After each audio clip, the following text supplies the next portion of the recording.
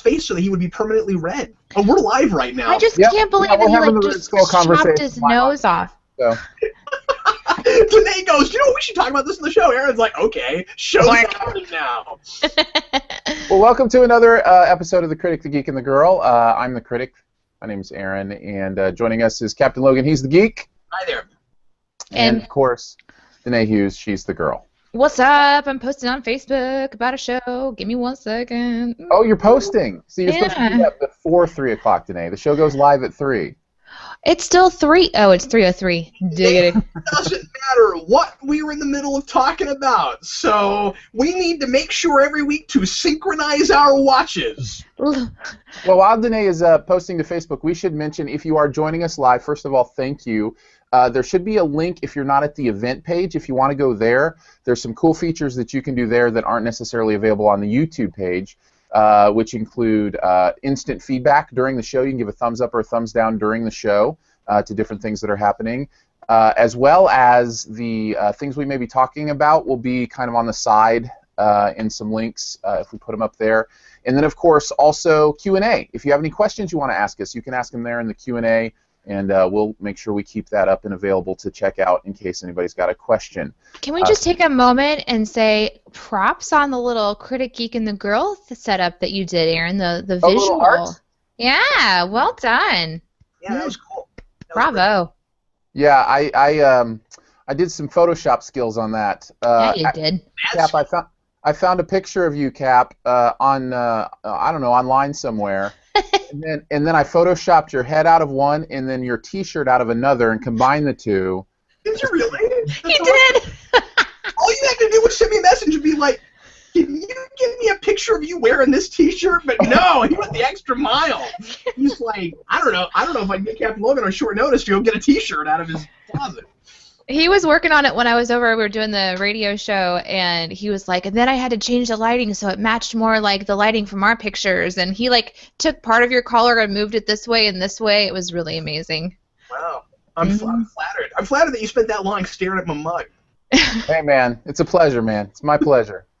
All right, so we've got several things we want to get to today, and we want to do it in an hour, and so we were going to get into that. How are things going, though, first? Let's catch up just a little bit before we kind of get into the nitty-gritty. Like, any stories, anything going on in your life you want to share with the audience at large?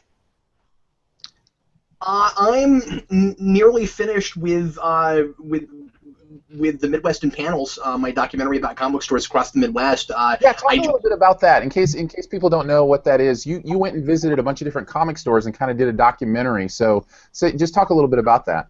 Yeah, so last June, I took a crew across the Midwest, me and Vince and Brandon and a friend of ours, Dan. He was our director of photography. We went across the Midwest, 2,000 miles around from, we went to Kansas City, we went to Nebraska, we're in Kansas City, but we started here. We did a couple stores out here, and then we went to Nebraska, and we did a bunch of stores in Iowa. We went to Minnesota. We went all over, and we did 10 different comic book stores just to see kind of what the state of geek and comic book culture is like right now, and how stores are combating digital, and we wanted to get into the kind of the nitty-gritty of what of what that industry is like right now, especially with as popular superhero movies are and stuff like right now, and just how mainstream has it gotten, and so kind of look at the industry through the eyes of the folks that sell it, and we also talk to customers and things like that. And anyway, I just finally finished a rough draft about a week ago, and or a rough cut, and I just did a second cut this week, and so I'm almost ready to take it to print, and I'm getting all the materials together to do my own distribution. I'm going to be doing everything myself, and we're going to have a lot of showings. I'm putting together a tour right now. I've already got 3 of the stores on board. We're going to be at the end of March doing a tour and going to most of, if not all of the stores that we visited, plus we're going to have a showing at the Alamo Draft House downtown in Kansas City during our big convention out here, Planet Comic Con. And we're also going to have a showing, I'm about 99% sure now, at the Superman celebration in Metropolis, Illinois. And we also went to Metropolis, and that's briefly in the movie, so we're going to have a showing there at a theater in town there. So lots of cool stuff going on there with the movie. That's really cool. I think of, like, putting together a documentary all by yourself, that must be like mega time consuming, right? Hours and hours and hours. It took me months to archive the footage. I mean, Wow. I did again. Like you said, I did it all by myself. We came back with 500 gigs of footage, and Wow. had about 5 to 8 hours of footage per store, plus a ton of B-roll, plus a ton of footage from in the car, and a lot of that kind of stuff. So yeah, a ton to run this through. Wow, amazing. Deneé, what about you? What's been going on? I'm still working on unpacking my house. So. How many gigs that card do you have to unpack? What? Sorry. I said, how many gigs of footage do you have to unpack in your house? That's what I was trying to compare it to. It seems like it's such an easier task, so I shouldn't be so concerned about it. Now comparing it to doing a documentary, I should just put my stuff away. Well, you've got a great filing system there in the background to use in case you need to right. organize anything. There's stuff in there already. It's amazing. And I have to ask you this question: do you own a Rolodex? I don't know. It just seems like if you have an old card catalog, you should also have. I think I might. Like an antique Rolodex. And If I don't. Probably one of those teletype machines too that spits out the little paper, you know. That's what I want. That's what I want now. Now I think it's gonna have to be my thing. Like I'm gonna start collecting all kinds of old office supplies. That's gonna be my new thing now. I think, looking at that in the background, I think you should get like a big red hat and just try to make the whole thing look like the office from the SSR in Agent Carter. Oh, that is such a great idea. Yeah, that would totally work. Oh my goodness. I'm writing that down. Bing! Nicely done. Well, today has been math day in my house. Apparently, I'm raising like math geniuses. But like my two older boys were at math competitions today, and they both made like state finals. And Oh, wow. it's Hey, that's good. a proud daddy day kind of thing. Aw. Yeah, my oldest came in like second in the individual competition today, and qualified for states. And the other one was in the top 10%. He was like 14th out of like 140, something like that. So it's really Aw. fun. It's good stuff. So they know how to add and stuff. So if I ever need to add numbers, I know who to go to. Mm-hmm. Yeah. Can't find the calculator app. Well, I'm wondering if they're like some sort of hybrid creature like I saw in this movie I saw recently. Speaking of hybrid creatures in movies that I saw recently, let's talk about Jupiter Ascending. Yeah. Oh, yay!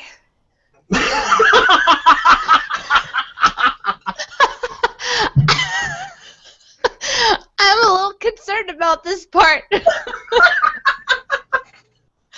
Well, Deneé, you have just guaranteed that you get to go first, telling us your opinion on the movie. But first, I will give a little background. It's Wachowski's new movie, Jupiter Ascending. It's about kind of the complexities of space commerce and dealing with human beings in the Earth, and how one woman doesn't realize she is at the center of it all, and how she finds out that she may be more important to the universe at large than she ever knew. Channing Tatum is in it, as is Mila Kunis is the main female lead, and that kind of about sums it up. But today, what did you think about Jupiter Ascending? I would never recommend this movie to anyone. All right, so I was trying to figure out how to get my thoughts into one kind of general statement, and usually when I see a film like this coming up, I'm like, okay, I love fantasy type worlds where you're going to have different kinds of creatures and just, it's all imagination and such. But this movie, for me, really failed at telling that story and developing the story and inviting me into this world.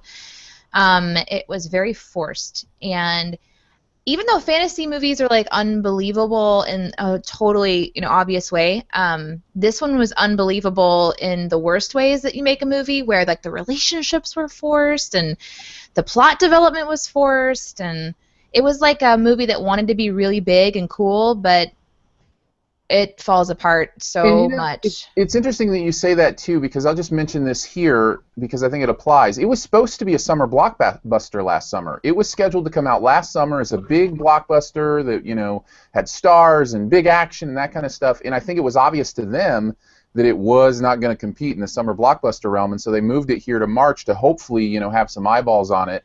And you're right, it just it just falls short at kind of being that big tentpole movie. Yeah, it was disappointing. for many reasons. I don't want to nitpick apart everything because we'd be here for a long time. But well, we'll get to as many nitpicks as we can. But Cap, what about your general thoughts? What did you think after coming out of this? Well, first of all, I didn't realize that this was supposed to be a summer blockbuster, but now that you say that, it was a little bit weird to see this in February, and 10 minutes in, you get this huge, giant action scene that looks like it's just never, ever, ever going to end, and I had, like, pod racer flashbacks, only it was a lot worse than that. And I was like, and now that you say that, I'm like, oh yeah, how in the world did this get put out in February? Can you guys imagine if this had gone up against Guardians? Oh God. Wow, like I'm glad they were smart enough to pull it for summer. It's still probably not going to do big guns, but it's probably going to make more money because it didn't open up against anything, and the advertising's been decent on it. It's a hot mess. It's a hot mess. I did not realize that anybody that I had ever heard of was involved in this until I got to the end and saw the closing credits, because I didn't look at anything on this at all. I haven't been in the movie theater in a while. I haven't been reviewing movies the last couple of months. I've taken a hiatus on that, working on other things. And Aaron asked us to watch this for the show, so I'm back to the theater again. And I love doing this. I love going to a thing that I know nothing about whatsoever. And with the title, I assumed probably sci-fi epic, but that's about all I have. But then, it could have been not that. It could have been some kind of like really heartfelt, intimate relationship drama about a character that just happens to be named Jupiter, and maybe there'd be some kind of subtle connections to the universe at large. No, it wasn't anything like that. This movie does not know what it is, and it wants to be everything all at once that has ever existed in the sci-fi realm. It rips off everything. And 15 minutes in, I was going, oh, this is weird. This is ripping off The Matrix really hard. And I didn't realize it was the Wachowskis, and it blew my mind. I got to the end, and I went, the Wachowskis ripped off The Matrix. All over it's bizarre. And the more I thought about it, because they rip it off in the obvious visual ways, where there's a really, really kind of like cliched, obnoxious slow motion for just no good reason. And then I started to think about it, and I went, oh yeah, but in story, it's also The Matrix, because you've got the person who is really poor and lives kind of the loner life and wants kind of more for themselves, and there's got to be more to the world, and things seem off, and it's just not quite right. And then they find out that they're the most important thing there is in the whole universe, and all the way to the whole universe is different than you thought it was, and the Earth's not quite what you thought. It's not existential, but it's instead of the existential thing, it's a farm, and humans are a commodity for these other humans out in space somewhere. But it's still that kind of like reality breaking thing to a degree of the things work a lot differently than we thought it did, and we're being and humans are a slave to another race essentially, and that's The Matrix. So it's The Matrix again, except it's not in any way whatsoever told well. Scenes don't logically progress from one scene to another. I couldn't latch on to anything in the first 20 minutes.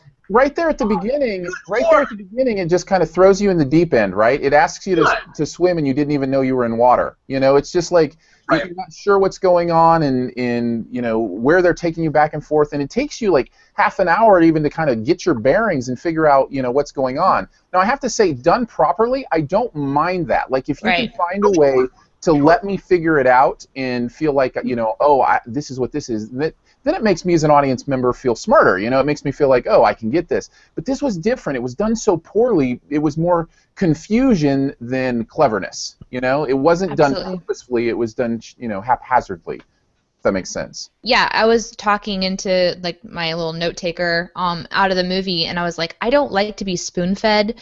I'm not dumb. I do like to see development, but this one, there are some basics of storytelling that this one missed.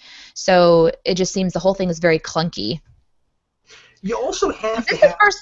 Is this the first time we've all not enjoyed a movie? Aaron, did you enjoy it? I haven't said my opinion. I loved this movie. You are kidding me. I'm kidding. I hated it. It was awful. Lord Jesus in heaven. I was about to have a moment. I was about to have a moment. Okay. No, Carry on. I didn't believe him for 1 millisecond. I am too gullible. There was a chance. No. This is awful, and it's awful almost all the way through. There are a few things I think I could find to say good about it, but very few and very far between. And maybe we'll get there, but I think overall for me, and you touched on this, Cap, it just doesn't know what it is. And I think it kind of wants to be Blade Runner, but it also kind of wants to be Hitchhiker's Guide to the Galaxy. And like those are two such different tones, you know? And you can do sci-fi and be quirky and different and weird and fun. I think of like The Fifth Element, you know, is a movie that I think kind of pulls that off in some ways. Sure. But here it's just jarring because at one time you're in this, you know, crazy sequence about how stupid bureaucracy is, and it's supposed to be this over-the-top, you know, kind of humor thing. And the next scene, it's like world-saving and action scenes, and it's like, what kind of movie are you? And I think overall it's a part for me. Well, yeah, and when you say that you've got scenes that seem like really over the top and it's supposed to be funny, I'm never sure when I'm supposed to be laughing or if I'm ever supposed to be laughing. Well, that's what I'm saying. You're not sure as an audience member what you're supposed to be doing, and that's the major villain guy who's got this like really bizarre deadpan performance. I don't know who that guy is, Aaron. That's Eddie Redmayne, who is just in Theory of Everything as Stephen Hawking and is getting all sorts of, you know, Academy Award buzz and everything. So man, that's a real step down for him because that performance was just scenery chewing at its worst. Yeah, it was just really, really strange. And again, I couldn't decide if it was supposed to be funny or not. And then by the end, I decided that it was supposed to be somehow unsettling or something. Yeah.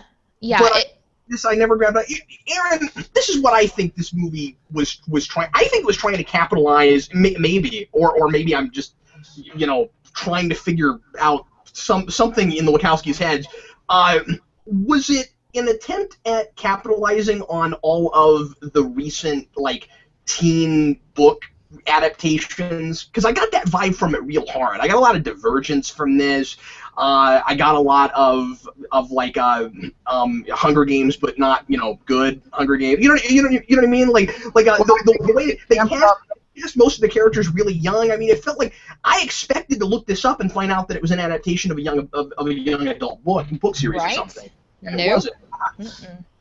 Yeah, I think there is that element to it. You see especially with them trying to draw that love story together and love that, you know, that thing that Twilight just latched onto kind of with that preteen audience about, you know, the dream of, you know, finding the being that's not quite human but, you know, connects with you and guys, you know, guys, it was awful. Well, and I compared it to Twilight when I reviewed it. I mean, like, I think some of the writing is Twilight bad. I would prefer Twilight to this any day.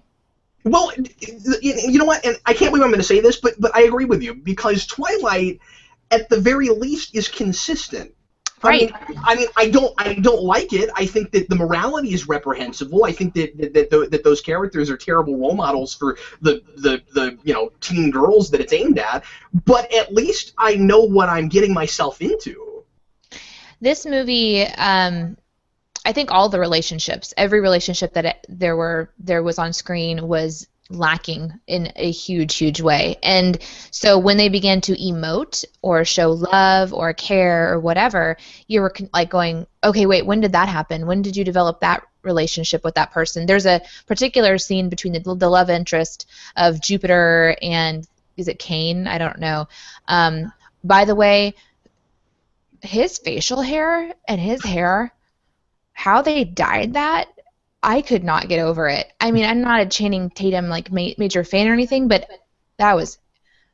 I mean, there's so many things that to go wrong, right? But like when you're just staring at Channing, you're like, you are just disturbing, and it's not the ears. But so much of that movie was like that. So much of it was visually disturbing, like just weird and didn't fit and felt fake. So much of it felt like it was, you know, stuck on, like you were at at Comic-Con and it was, people doing bad dress up sometimes. It was really weird.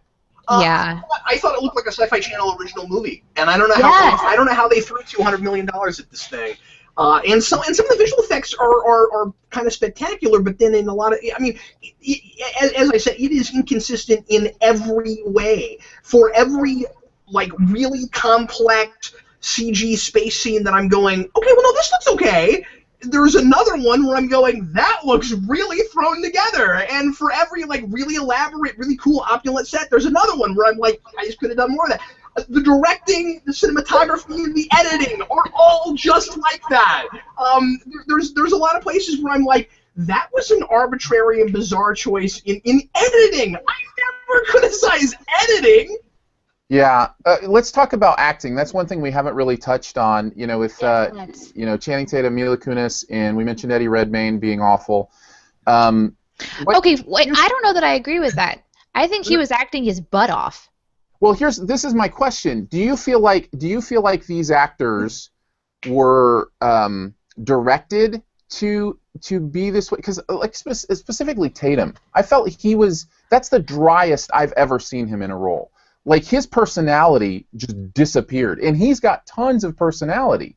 Like, he's a funny, interesting guy, but it's just it was so dry. Like, I'm wondering if that was intentional. I'm wondering if there's a combination of issues here. One of them being they tried to tell you about their backstory, and they did so just as haphazard as the rest of the movie. So you're trying to learn about these characters. So specifically, Channing Tatum's character is supposed to be this complex guy who has this major backstory, and they're kind of giving you these clues to it being this mysterious background, but you're not really learning the whole story ever. And so he's mysterious and dangerous, and yet all of a sudden, he becomes this love interest. And so everything is just, I feel like you were kind of alluding to, it feels like there was a really major miscommunication. There was no source material for this, apparently. This is just a kind of a created thing. So I can see there being so many different voices going on, like, yeah, you're a complex character, Channing. You're both, like, reserved, and yet you want to, love, but you're a lone wolf, but you haven't found your pack yet. And I think that every person acting was confused. And I think for me, the guy who, the oldest brother, the more evil brother, what's his name? Eddie Redmayne's the actor, but Eddie. I don't remember the character's name. So I feel like he really embraced his character. Like, he was like, you know what, I'm going to get completely into this role. I'm going to completely become this madman who does this thing. And compared to everybody else who's doing, like, soap opera acting, it makes it just jarringly obvious that there's something very strange. That's kind of my opinion. And I think Mila Kunis suffered, again, from the split personality thing, too. She's like, she didn't know if she was supposed to be comic relief or if she was supposed to be the leading lady. And she just couldn't find a way to make those two things match, because she would throw these, like, ha-ha-ha lines out there, and they never worked. Not a single one of them. She felt like a complete ditz, but then and again, it's kind of that Twilight thing, or a lot of those young adult adaptation things where we're told that a character is great at a thing, but we just got to take the script's word for it, because you don't really see it actually in the actress's performance all the way through this thing. Captain? Captain? Oh, all the way through this thing. What? What, Captain? What, Captain? He's going to come back and it's all going to catch us up. Uh-huh. Well, we'll see. It's like almost like the plug got pulled. Kind of like that movie. Well, that's right. While we wait for Captain to tell us, all the way through this thing, what happened. So tell me, like, if you could pick, like, one kind of moment in the movie, Deneé, that really kind of summed up how bad it was. What was the moment where you're like, really? Like, this thing? Did you have one of those? Yeah, I do. There's two of them. Or exciting or something. And then, what just happened? He's back! You went through a time warp, man. You went through a time warp. I've been talking for a while now. Yeah. I had no idea that you guys weren't hearing me. Okay, what's the last thing you heard me say? And I'll start again. By the end of this movie... Oh, that was it? Oh, yeah, it was a while back. Okay. We kind of decided to move on to, like, that moment in the movie when you knew that it was going to be bad, and there were two for me. One was when my biggest pet peeve was happening, which is in almost, well, not all movies, but it's when there's so much firepower being aimed at one person who is just armed with skis and a shield, and somehow manages to dodge all of the fire. That really was like, oh, that's going to bug me if it happens again. And it happened many, many times in the movie. But there's this one moment when Mila, all of a sudden turns onto that, I always throw it around and my compass is mixed up and I just fall for the wrong guy. And I'm like, when did this develop? When we're like forcing the movie this way? Really? There's like no natural progression of any kind of relationship? And that's when I just knew this one's done. This is done for me. Yeah, no, that's a great example of that moment. Geek, or Cap, we've got 2 versions of you now. Is either one of them live with us? Wow, this is exciting. Yeah. It's like the Matrix for real, man. Time travel and cloning and all at the same time. Yeah. Your own little Jupiter ascending moment. What about for you, Aaron? What was that moment for you? I think as soon as Channing Tatum was on the screen, and it just like it was immediately obvious to me like that they had really screwed this up. I mean, it just didn't work visually. It didn't work in his performance. The special effects, specifically the computer-generated humans when they're getting flailed around, looked about as fake as could be. It was bad. It was really bad, and I knew right away that we were in trouble. Well, we lost one of the Caps. Maybe we'll get the other one back here in a second. I do want to move on here eventually. I did want to kind of get a summary, kind of look at the movie and kind of what you thought. And before we do that, in order to do that, I guess I should say something you liked. Could you find anything like you watched this and you come away with something that you enjoyed? Good question. Hadn't thought of that one. Probably should have prepped for that a little bit. Well, I can start if you want to think a little bit. I think there were just some visuals that were really neat. I mean, there were some beautiful shots and kind of, I think visually it was appealing, but that can only carry a movie so far. So, what about you? That's exactly mine. That's what I would say. It was pretty at times, and I will give it this, even though it failed ultimately, they really did try to put together a complex universe. Like they sci-fi movie will go into all the nooks and crannies and really explore what that universe looks like, and they really did that. And I think in my mind though, it's like let's say a shirt, or an outfit, and let's say it looks really pretty and the designs are really complex, but it's like falling apart at the seams and it's 2 sizes too small. You're not going to buy it. You're not going to wear it, even though it looks pretty. And that's kind of, for me, what this movie was, I think. Yeah, that's a good summary. I would definitely go into that too. They had a lot of potential, and I think that's what makes it even sadder, is that there was so much potential and so much story available, but they really missed the mark on building relationships. They should have really thought more about maybe cutting out a few of these exterior scenes and really building that universe more. So we wanted to go back, because I don't want to go back to Jupiter Rising. If there's another one, I don't want to go back. Oh, I can guarantee you there. Well, I never should guarantee anything, but I cannot imagine the world where Jupiter Rising has a sequel. You know what I mean? I mean, it's just. It was rough. Let's take this question while we're hoping the cat gets back. Ooh, maybe he is. Maybe. See if he's there. What's the cue? Let's go ahead and take this question while we're waiting for him. This is from Steve. Steve says, "What are your favorites? What are your favorite Wachowski films aside from The Matrix? Considering how bad this film is and what their track record has been, I wonder if they never had any game rather than simply losing it recently." So the other ones, Deneé, if you don't know, the other movies they made aside from The Matrix, they made Speed Racer, Cloud Atlas was another one that they did. I don't know if you had a chance to see that. I know I'm forgetting some. We do have the internet right before our very eyes. That's true. You could look up their movies while I'm talking a little bit about what mine would be, which is Speed Racer. And I know a lot of people hate Speed Racer, but I really liked it. I thought it was fun. I enjoyed.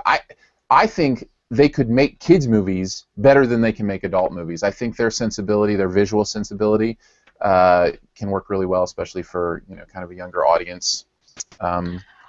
I am going to, within the question, Steve, and I apologize, within the question it says aside from The Matrix, but I don't think I've seen any others, so my bad. So I'm going to have to go with The Matrix, which I really enjoyed. So. All right. Well, Deneé, you want to carry on the television conversation then, and we'll just hope that eventually Cap comes back? Well, I know Cap really wanted to talk about Agent Carter, so maybe we should wait on that to see if he can come back in. All right, we Yeah. can start with, we were going to talk about Backstrom as well. Yeah, We can talk about that as well.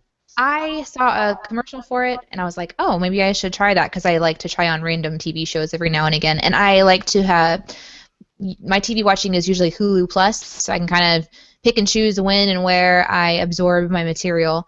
And so I gave it a try, and I thought that it was a pretty interesting show. It seems like they may actually be developing a different format where it's not quite so cut and dry. They kind of are introducing different agencies. So you've got your police work, and you've got your detectives, and you've got the fire department division, and all these different things. So that was really interesting to me.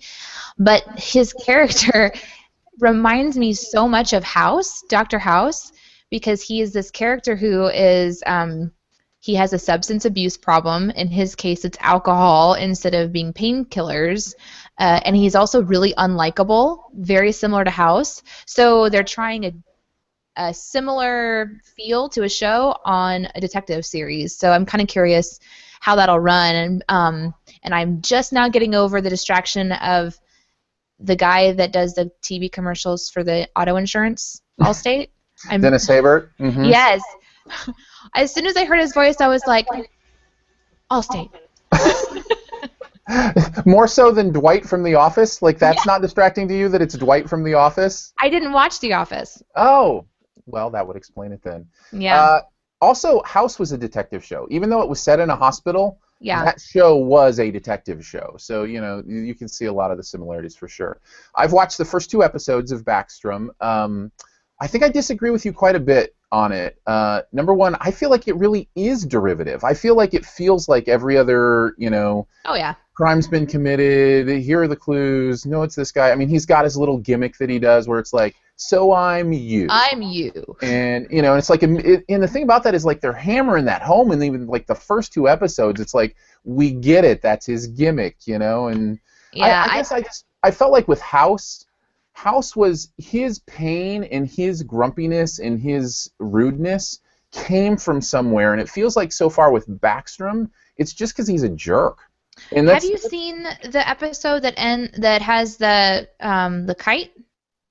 No, I've seen the first 2. They're starting to develop him a little bit, which I was thankful for. I would say that because there's not a lot out there as far as like detective film, murder, mystery kind of shows that I really like, this is going to be one that I like more. But I totally agree with you. There's some cut and dry stuff that happens in every one of them. Yeah, and I don't know. I don't know if I feel like Rainn Wilson, I think the guy that plays Dwight in Backstrom. Rainn Wilson's his name. I'm not sure he's up for the challenge of a dramatic TV show. And maybe it's just because I'm putting him as Dwight too much in my brain, like that psychological thing is happening. But it seems like that he doesn't quite have those dramatic chops to pull it off long term. But you know what this show to me could be, if it makes it, which it doesn't look like it's going to. The ratings are really low, and I noticed that. Possibly canceling it. But this show could be like you would think of like a USA drama, like Monk or Psych or something like that, where you don't have to take it seriously. It's just fun, and the character's fun, and he has his quirks, and he does his little thing where he's like, I'm you.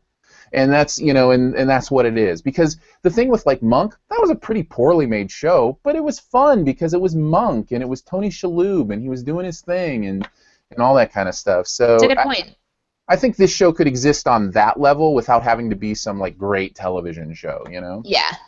So... Captain didn't make it back. No, the captain do? came back the very next day. Maybe this is it. Maybe this is it. He keeps joining, but for whatever reason, it's not. It's not connecting. It's so sad. It is sad. We should take a moment. All right, let's all take a moment and believe, just like we believe in fairies and clap and stuff. The Cap can come back. Come on, Cap. Clap Come for on, Cap. buddy. Everybody clap. Oh, he died. It did not work. All right. Well, we've got about 20 minutes left on this thing, and we'll just keep hoping he comes back. But if not, we'll all chip in and get him faster internet. If that's the issue. Oh, here he comes. We're clapping again. No. Come on, buddy. Cap for clap. Come on, buddy. Come on. You got this. You got this. Come on, Cap. Oh, man, this is sad. All right, so let's go ahead and talk Agent Carter, and Okay. Hopefully we'll get his. Maybe we can have him like in the comments, you know, comment on some of the things we talked about. So Agent Carter is one that I've been watching from the beginning. Deneé, I think you just watched a little bit of it. How much of it have you gotten through? I have been binge watching. Oh, nice. Over the past 24 hours. I am Agent Cartered up. So tell me about your experience. How's that been? We're through, like, what, 4 or 5 episodes? I think I'm minus the most recent episode. I think I'm like 30 minutes in, so I'm not quite 100% up to date. But I'm really enjoying it. It's interesting as a woman born into an era of privilege where I'm not treated like Agent Carter is. I have to admit it's hard to watch a few times, like for me. Yeah. There's a couple of scenes or a couple of things that'll happen, and I'm just like, no, you did not just slap her butt. So that's kind of an interesting to revisit an era of life and that people that I know lived through, and that was just kind of the way things were. So that's been an interesting emotional connection to the show that I did not expect at all. And I think part of it is that they're doing a really good job of embodying kind of that era. And what do you think about the way she handles that stuff? The way she, or even let's say the guy who's on the crutch, handles, the cripple jokes and those kind of things about how they interact with being in that world where it's just okay to make fun of people, Yeah, that's true. Times have definitely seemed to have shifted, and that's nice to see. In some ways, in some ways not. In some ways not. But particularly the diner scene, if you watch Agent Carter, there's a diner where one of her friends works, and in this diner there happens to be, male patrons who treat the female waitstaff particularly rude, and that has been interesting because it rolls off their back in a way, like they just sort of don't absorb it. It doesn't define them at all. It's just something they have to kind of endure and get through. And Agent Carter herself, I think she, being in the work environment that she's in as the only female agent, she experiences it on an entirely other level where, even her worth as an agent and her abilities are completely overshadowed because she's female only. Just that's the only reason. And so I think because she's strong, I kind of get to be strong too. Like if it really bugged her, I think I'd be more bothered, but she's just determined to make a change. And so that's been kind of fun to connect into, for sure. So let's talk, I feel the same way. I don't connect to it as a woman because I'm not. What? But I do see that. Let's talk about the quality of the show. I think this is a really well-made show. I think Marvel has done a good job with this. It's actually really a shame that the numbers are dropping on this one, I think, because in many ways I think it's better than Agents of S.H.I.E.L.D., which to me can be a little bit up and down and a little bit too, kind of cookie-cutter kind of thing. And I love the action in this. I love her as an action star. I think she does great in those scenes. She's still completely feminine and completely woman, but at the same time, kicking some tail. I think that's really cool. I love the storylines. I'm also a sucker for the Captain America universe. I love those movies, primarily in the Marvel universe. His stuff is some of my favorites, so I think that's probably part of it too. But I'm having a really good time with this. What about you? Same, absolutely. I love the scenes. There's all these different places that they can go. It seems like when you have a really low budget, you just have a few scenes that you kind of go back and forth. You go home to work, home to work. We've got a diner, we're outside, we're at the dock. So it's a fun adventure that kind of keeps developing. You're at, what's the butler's name? Why can't I think of it? Oh, it's Jarvis. Jarvis, thank you. For some reason I'm thinking Jenkins. Well, because that's another beautiful part of it is it's Stark. Mm-hmm. and Jarvis obviously later becomes the pattern for Robert Downey Jr.'s robot, and yeah, and I'm catching some of those things, and there's lots of familiar names and things like that. But I love these action scenes, and I'm liking the development of the plot. I'm curious how they're going to keep developing it, and how they're going to continue to make it sort of a storyline that we all want to jump in and keep going with. It seems like they've solved kind of the first big mystery of, where the Stark gear is, and so now we're heading into what's next, So it seems like they're already kind of solving some of these mysteries. They're not really going to let them go for multiple episodes, which I appreciate. I don't like being dragged on and on and on and on and on. So I'm excited to keep watching it and see what happens. I'm connected to the characters. But I do have a question, and I'm hoping that Captain Well, we would be here because I have a question about Howard Stark, and I don't know that you know the answer, Aaron. I'm not like certainly as Marvel fluent as Cap is, but what was your question? Well, it's interesting that they seem to be painting Howard as a very similar personality to our Tony that we know and love from the films that have been so popular. And I'm just curious if that's something that was actually part of who Howard was in comic history, or if it's something that they're making that sort of the Stark brand. Does that make sense? Yeah, like if it's a way that they're incorporating his character from the movies into the TV show, or vice versa. Exactly. And you're right, I have no idea. So Man, if you're watching and you know, please let us know. You can write in the Q&As and maybe give us a little heads up on some of the background, because I am curious about that. I haven't looked up any of the details yet. And this is a question that I had for you, well, you and Cap both, but do you feel like Marvel, where is the line where they get to a place where they're just too pervasive? Like, now not only do you have 3 or 4 movies every year that are Marvel movies, now there are 3 or 4 television shows that are Marvel TV shows, and they all interconnect, and this world gets big, and it's interesting because that's how the comics are. I mean, you can never have too many, but is that true in multimedia, visual media as well? What do you think? I think they're smart to just throw as much out there as they can and see kind of what gets picked up and what's exciting, and potentially, give little clues in one show to the next show, and maybe that helps to inform a movie that's coming up for people who don't know anything about these characters or storylines. And it's kind of exciting. I feel like it's exciting because it reminds people that there's all this history in all of these written formats and drawn formats that you can go back and you can even get more into if you want to. This isn't just a show that there's no material to back it. There's so much material to back it. So if you want to get into the world, you can pretty much start at your local comic store or connecting with somebody who you know that loves, these characters, and you can learn a lot more. So I think it's a smart thing. It can go too far when people aren't paying attention and they get turned off to it. So they'll have to kind of find that balance. And I think it can also be one of those things where eventually people are like, oh, there's too much to keep up on. I'm never going to understand this universe because I can't watch all of this stuff. And I think they're doing a good job of not making that like literally necessary, but Right. That doesn't change the fact that psychologically people might think it's necessary. You understand the difference? Yeah, for sure. Like you can pop in on an Agent Carter right in the middle of a season and still have a great ride. That's the important thing of making a show.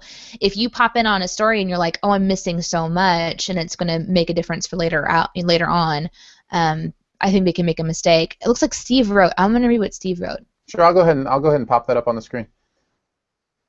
It says Howard Stark's comic book version is actually very different simply because the comic Tony Stark is very different from the film. Howard was more similar to Steve Rogers, and Tony in the comic is more serious, self-deprecating, and business-minded. How interesting. Thank you for that bit of information, Steve. So basically, Robert Downey Jr.'s personal character has influenced the Marvel Universe, because, that's Robert Downey Jr.'s, cup cup of tea, is he's able to play that arrogant, self-centered, it's all about me. So wonderfully. So yeah, great. He does it so well. Such a gift. I guess we all should have more of. I think what's important for any kind of... Cabin, are you back? Cabin?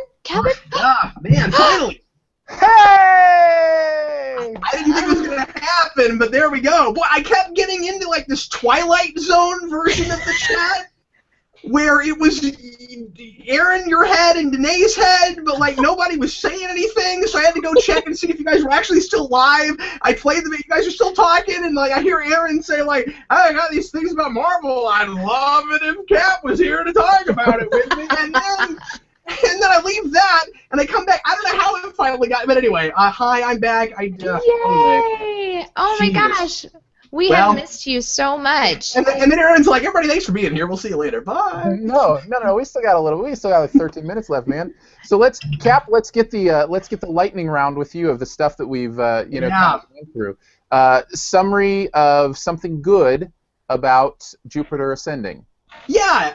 I think there was a movie there, Aaron, and I think that it was a movie about the whole idea of time as a commodity. I love that idea. There's a really cool concept there that I haven't necessarily seen before, of what if you were on a planet that was actually owned by somebody else and you didn't know it, and people were just like arbitrarily picked off and used to help other people be immortal. That's a cool idea. I think some of the visual stuff was okay. I think that you could have really done some cool stuff with the lizard guys with wings. Like there's sparks of imagination all over it.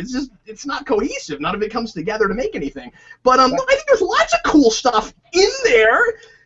It just never comes together to make anything. I'm glad you echoed exactly what Deneé and I said. You know, that was the positive. Okay, well, sorry for being redundant. No, I'm glad that you added the time as a commodity thing, because that, and the fact that there were these sparks of genius, because you're absolutely right. Yeah, there's stuff in there. There's stuff in there. Disappointing. It's hard for me to be as disappointed by a movie where there's just nothing that works. Like, I felt that way about Divergence. I was just like, there's nothing in this. I got nothing. This movie was more disappointing because I could see what you could have made. It's like my cabinets in my kitchen. I have baking cabinets. There's things in there that you use to bake. And I'll put them together to make good cookies. Yeah. Well, actually I did, but it was an example. All right. So then we moved on to television. Have you seen the show Backstrom? Have you watched any of that? No. Okay. I haven't had time to do anything but the superhero stuff because there's been so much of it. And so that transitioned us into Agent Carter. Basically, to sum up what we said, we both are really enjoying it. It's great. I think it's possibly even better than Agents of S.H.I.E.L.D. because Agents of S.H.I.E.L.D. is just kind of up and down for me, and I've loved every episode of Agent Carter. We love her. We love how she kicks butt and still is feminine. Deneé talked about loving a look back into that era about how women were treated and how that's resonated with her. So what are some of your thoughts on Agent Carter as a whole, as we're a few episodes in? Well, first of all, not to push anybody's buttons or anything, I don't think this will, but the whole sexism thing, I thought they handled really great at the beginning. I think it's been a little bit heavy-handed since then, just a little. Like there's a little bit too much repetition on there, where it seems like the beginning of every episode, we've got to remind the audience that this is an all-boys club and that they're not gonna accept Agent Carter. Okay, I get it, you know, okay, fine. All I'm saying is have those characters treat her that way and stop using the same lines of dialogue to talk about it. That's all I'm saying. It's wonderful, and it's doing what in a way, it's kind of like Christmas for me because it's what I've been wanting Marvel Studios to do, and even some other superhero properties. Do a miniseries, you know, best of both worlds. It doesn't have to be a 22 episode season, and you don't have to worry about getting renewed every time. When you have a character like this that works better in a serialized format, especially in trying to adapt what the initial format of these comics were. I think this of everything Marvel's done, does the very best job of creating that feeling of reading a comic book month to month, and like you can do it on this scale, but it doesn't have to be so grand that you have to do all these like fill-in episodes where nothing happens like Agents of S.H.I.E.L.D. has done. They have such a driving momentum with that show because it's only going to be 8 episodes long, and so they know where it's going, and they've got a full story to tell. The background stuff in filling in the gaps between First Avenger and everything we've got in Marvel Studios now, or Marvel Cinematic now, has just been absolutely fantastic. It informs nearly every movie. You go back now and you watch Iron Man 2, it's a different movie. You watch First Avenger, it's a different movie. It's giving us a lot of background and information, but like in really cool, fun, clever ways that I may not have expected. I think it's just absolutely wonderful. Good. I'm so glad. Yay! I asked a question, and thankfully Steve is watching, and so was able to, kind of answer. But one of my questions that I had was about the character Howard. He is so similar to Tony, and so my questions were basically like the comic portrayal of these characters. Is that how his dad was, and that's how Tony became? And Steve kind of let us know that actually the movie's Iron Man kind of changed Tony's character. And so then the recent comics that are coming out, Steve just kind of mentioned another comment that now the more recent ones mimic the film, but the older ones are just a different person altogether. So that was really interesting for me to learn. I've got a bit of a pet peeve with Marvel Comics right now. They are trying to make everything feel so much like the movie continuity that they're letting movies that haven't even come out yet inform their stories. And that's getting kind of irritating. It's like because like Age of Ultron, we know from previews that Ultron is a thing created by Tony Stark, and it's like he accidentally creates a villain. Well, they just did. We did know that. We knew that. I didn't know that. Oh, okay. That's so crazy. We know that now. What? Wait, he did what? So in Axis, this recent big major event in Marvel, they did the same thing with Tony Stark having built a bunch of Sentinels.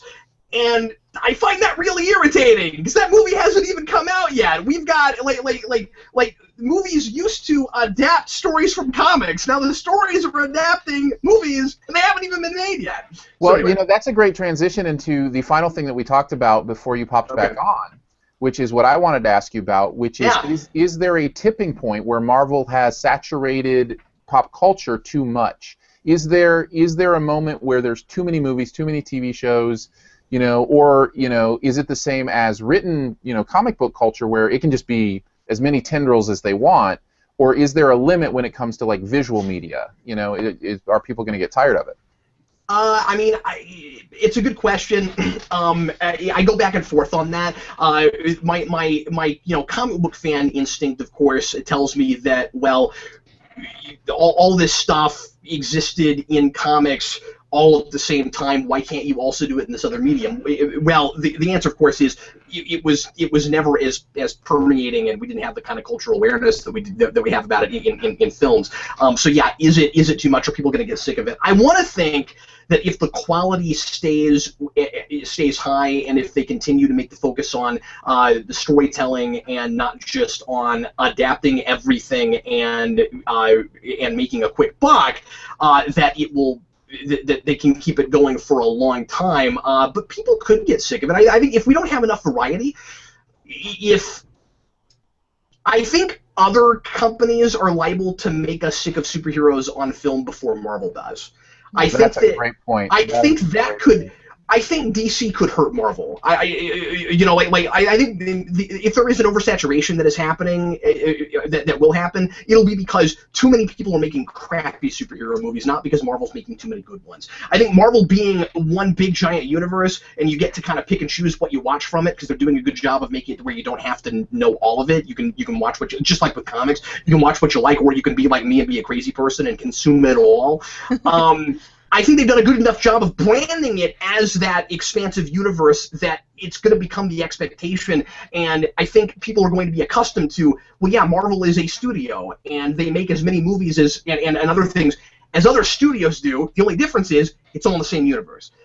So I think people are going to more and more become accustomed to that than they get sick of it, and then it's saturated. As long as it's not superhero formula every time, I think we'll be okay with Marvel. But I think other studios could potentially hurt it. I think that is a great point and a great way to kind of bring that conversation around. We've got about 4 minutes till our hour's up. Did either of you have anything else you wanted to mention about Winter TV, about Agent Carter, about any of that kind of stuff before we all hit possibly our favorite movie trailer from the Super Bowl commercials? Anything? No. Okay. Well, we'll just move on. Did we lose Deneé, perchance? No, no, she's here. Oh, okay. I'm just being quiet. What? She just does a great impression of a stuck still shot of herself. That's what I thought. She just had this big grin on her face, and I was like, did something happen? Did it freeze? Okay, so Super Bowl is often a time for releasing brand new movie trailers. Did you guys have one that stood out to you among those that were released? Even if you didn't necessarily watch the Super Bowl, a lot of them have kind of popped up since then. What stuck out to you? Deneé, we'll start with you. Movie trailers? What? Is that something I was supposed to do? Because I didn't do that. But I think maybe I forgot to read that part. Your angle on the Super Bowl then, Deneé. Tell us about the Super Bowl. I discovered that Twitter is a fun place during the Super Bowl. There you go. I found my own people there. People who didn't don't like it. football. That's Yeah. right. And we tweeted. What about you, Cap? Did you have a movie trailer that was released, during the Super Bowl time frame that you? First, I want to put in my 2 cents about how I feel about the Super Bowl. I like that the Super Bowl is still done in Roman numerals because next year we get Super Bowl L, and I'm just really excited about that because I think that's fun. Anyway, because it'll look like Super Bowl with 2 L's. Yeah. Super Bowl. Oh yeah, that's true. They gotta make sure and not make all the letters capital. That's awesome. Super Bowl. It's like it's French now or something. Exactly. Aaron, I didn't really get anything from the TV spots that I feel like that I didn't already have from a lot of the major trailers. I'm still super stoked about Jurassic World. That's probably the big one for me right now. I mean, there's some extra stuff for like I guess Age of Ultron had one, but I've kind of seen a lot of stuff about that now. Sure. But I don't know. I mean, there was a little bit of new stuff with Jurassic World. That seemed to have really confirmed for us that Chris Pratt is definitely working with a bunch of dinosaurs. Right? How incredible is that? I think that's exciting. A lot of people think it's stupid. I say watch the movie and see what they do with it. I think it's going to be really fun. Yes, absolutely. I'm always watch the movie and see how they handle it. Oh boy, I can't wait. It freaked me out, man. That he is part of the Raptor pack. That's insane. That is such a brilliant idea. If it's executed well, it's going to be phenomenal. I think it's cool. It might be stupid hokey, but it might also be really fun and good and stupid hokey. That's possible. I don't know. I'm so excited about that movie. And I'm getting more excited about Terminator Genesis. Just because it's tickling a bunch of nostalgia for me, but it doesn't feel like a movie we need or anything. I guess Jurassic World's not either. No, it is, because I always wanted to see a fully working park. So no, that is a movie I need that movie. Speaking of fully working park, that's the trailer that got me the most geeked was for Tomorrowland. Brad Bird's Tomorrowland. I didn't see that either. You didn't see that? Huh. It looks great, and I'm such a Brad Bird fan, and I love what he does and the way he tells stories, and I'm really excited to see what they do with that. I didn't know anything about that. Okay. Yeah, I'd encourage you to kind of at least get that on your radar. It's funny because I'm a non-trailer person. I was just gonna say, so, if you're endorsing trailers, what world? Where are we? Deneé, did we go into the Twilight with Captain whenever he started clicking? Well, you'll notice I said I would encourage that you get that movie on your radar, not that you see the trailer. Oh, it's true. Deneé, that was the chat where just nobody has anything to say at all. It was a real weird world over there. No, Deneé, I never used to like talk about trailers either, but people asked me so hard all the time, so much to do them, that I finally went, okay, I don't know that I have anything to say, but was it 2 years ago? I think we were talking about doing like movie trailer reviews where we just make so many assumptions about the film and then find out if we were right. Yeah, Aaron and I did a segment. We were trying to figure out if we were going to do a segment like that because there's just so much that trailers tell you that are infuriating, and so because I didn't watch a lot of movies, I could do that because it's like I don't even want to go see it most likely. But I do remember seeing Jurassic World when you guys said that, because there's this horrible, horrible, horrible shot of shark and then giganto dino coming up out of the water. It's amazing. It's terrifying. I don't like it. Also, I'm trying to figure out in my mind how I can, because I can't watch the whole part there. I usually close my eyes because it freaks me out a little bit. It's psychological I'm not making fun of Deneé. I'm not making fun of Deneé. Okay. No, it's totally fine if you want to. I can take it. I'm like not Agent making fun of Carter. Deneé. That's right. You need that hat, I'm telling you. I'm telling you. That's why I just. By the way, hey, speaking of trailers, have you guys seen the Hulu promotional spot for Agent Carter that pops up sometimes when you watch other things? They've got like a 20-second spot where they've just compiled every single shot where she's actually wearing that hat as if in the show she never takes it off. Because in the show she's worn it maybe 3 times, and every single second she wears it is in that promo. That's interesting. I haven't seen that. I'll take note. It's pretty funny. Well, thanks, guys. We've run our course. Cap, it was good to be with you, and then not be with you, and then be with you again. Yeah, I'm glad I was able to come back for a second. I'm really glad you were able to come back and comment on some of that stuff. Thank you for joining us again. If you're watching, live, we appreciate the interaction, and you don't have to. You can always catch up on this and catch up on the event page if you want to see kind of what goes on there with a Q&A and different things like that, or you can just watch it on YouTube and comment there. That works as well. But we're trying to do this every couple weeks, right, guys? About 3 o'clock on Saturday afternoon, every other Saturday. So that would be the 21st. If you're looking at the next time, Critic, Geek, and the Girl will be up for what will be episode 10. We'll be in double-digit episodes. Wow, we should do some kind of special event thing. We should do something that either has to do with the number 10 or X's. Yes, or both. Right. Yeah. Yes, we'll talk about our favorite X-themed pop culture property. Yeah, we'll do an X special. Not an X-rated, but just an X special. Yeah, Thank you, Cap, for clarifying. Yeah, that's good. Good job. Yeah, not 3 of them, just 1. What Cap means to say is we're not doing porn. We're just talking about pop culture. No, we're not. All right, I'm not going to say the joke that just came to my head until you press the stop button. Anyway.